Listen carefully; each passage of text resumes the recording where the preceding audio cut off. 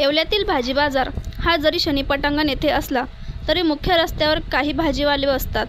त्यामुळे शहरात जाणाऱ्या रस्त्यांवर मोठी गर्दी होते, कधीकधी ट्रॅफिक जाम होते।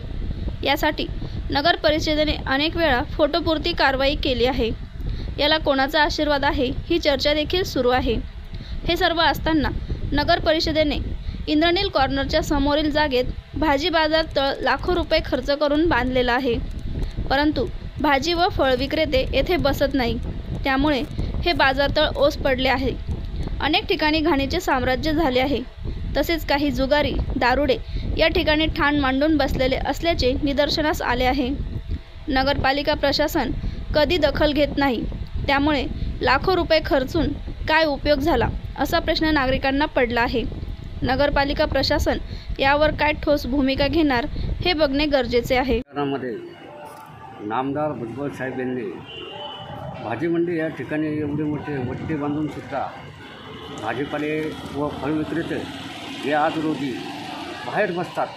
कारण शासनाने एवढा मोठा खर्च करून सुद्धा मुख्य अधिकारी हे या ठिकाणी दुर्लक्ष करत असून आमची शासनाला व मुख्य अधिकारी यांना आमचे विचारणा आहे की तात्काळ या ठिकाणी भाजीपाले आणि फळ विक्रेते यांनी तात्काळ या ठिकाणी यांची दखल घेऊन इथं बसवण्यात यावा। ओके।